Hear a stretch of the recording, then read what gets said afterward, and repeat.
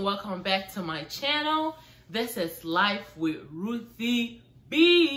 Today is a special video, okay?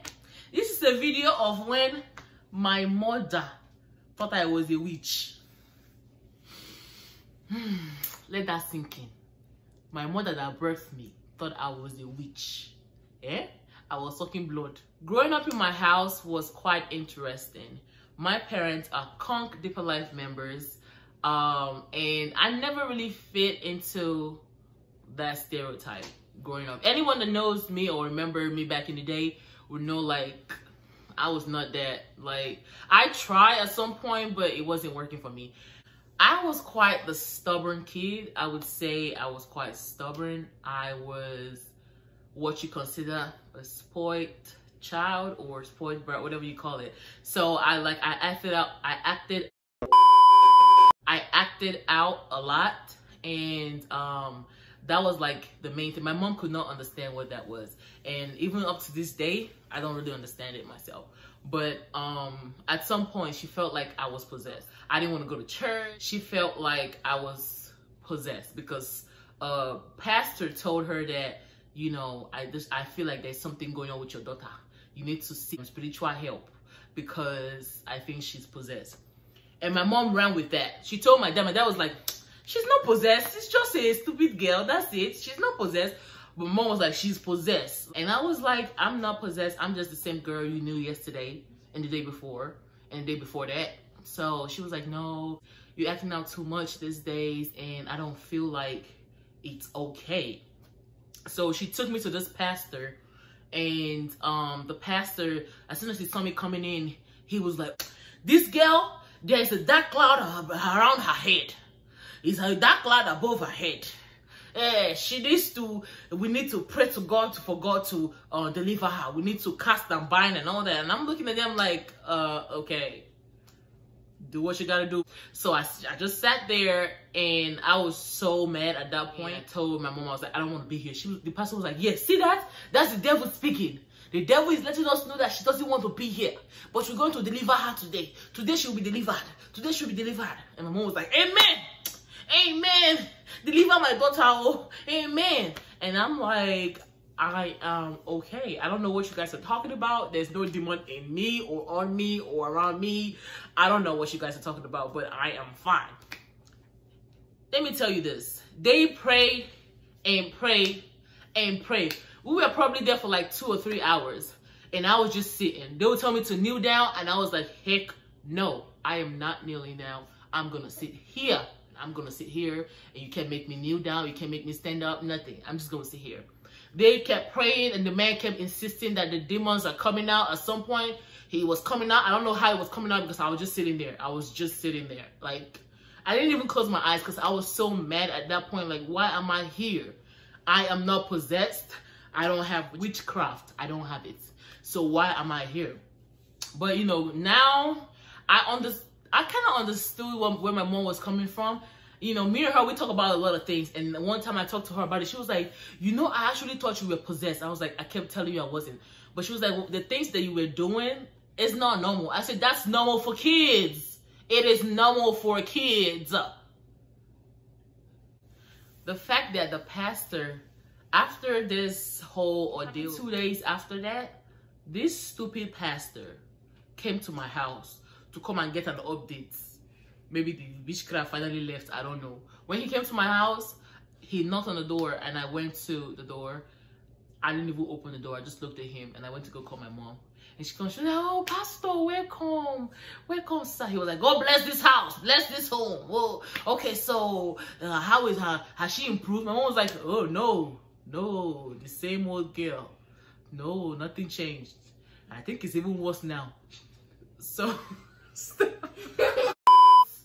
this girl, she's a very, very stubborn girl. The pastor was like, you mean that there's no improvement? My mom said, no, no improvement though. It's even getting worse. By the day, it's getting worse. So the pastor said, okay, you know, this is more than we thought. You're going to stay with us for 2 days and be on, you know, fasting and prayer for those 2 days. My mom said, we're going to do fasting and prayer. The pastor said, me.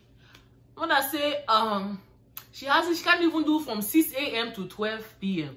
That's 6 hours fasting. So how is she going to do 2 days fasting? Because she will die, you. Don't worry, Pastor. Let me help her and do the fasting. Pastor said, no, she has to do it because we need that. We need the spirit of the devil or the witchcraft, everything to get out of her. So that is how my mom told the pastor, don't worry, we'll think about it.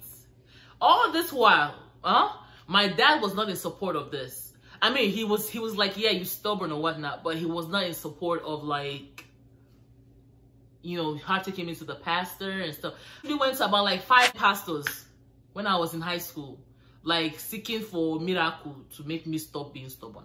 I don't know. Now growing up, I'm like, that was just normal. That's what kids do. I mean, some kids are more extreme than the other kids, but that's what a lot of kids do. A lot of kids just act up because that's the age, you know. Now, if you go stealing outside or like robbing people or like killing people, now that's extreme. That's a different issue. You don't need Jesus for that one. You need jail. You need to take that kid to prison because they need to go there.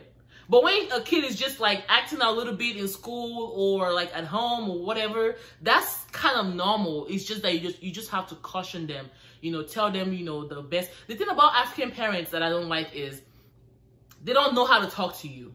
They don't really know how to like sit you down and explain or like advise you.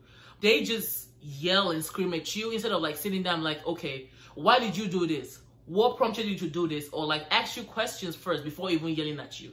Yeah, the yelling part will come, but like let's get an insight of what the kid was thinking when he or she did that. But no, African parents don't. I don't know if it's just African parents or just parents in general, but my parents didn't know how to do that. Especially my mom. My dad never really beat me. It was my mom that she beat me with everything in the book. Broom, her shoes, her bag, you know that thing you used to turn gari? What is the name of that thing? Whatever you used to turn gari and semovita. That thing, that's wooden stick.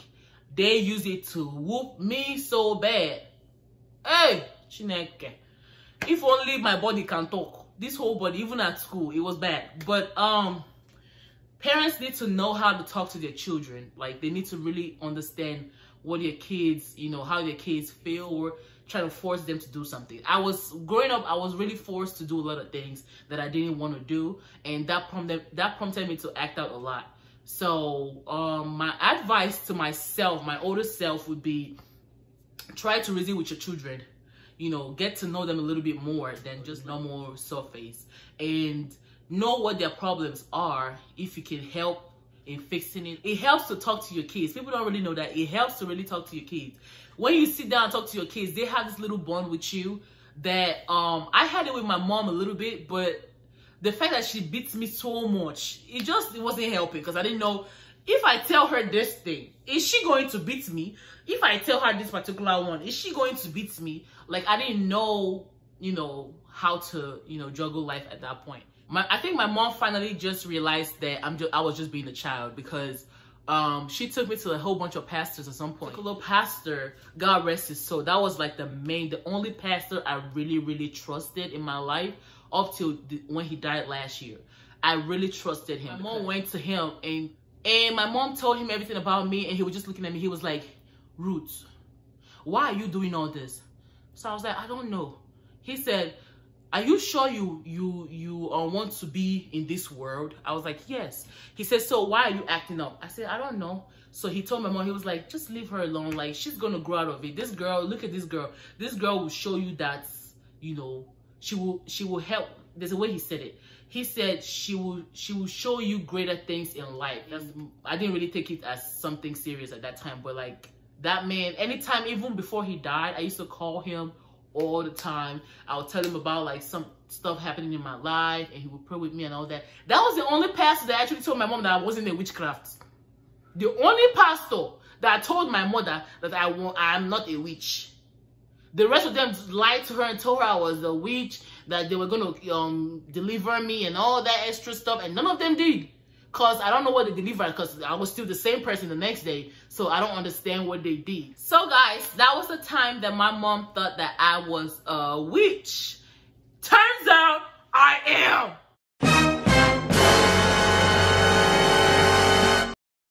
Just joking, guys. just joking. Take a chill pill, okay? Take a chill pill. Because your gal is not. Thank you guys for watching this video. Please do like, subscribe, hit the bell button. And I'll see you in the next video.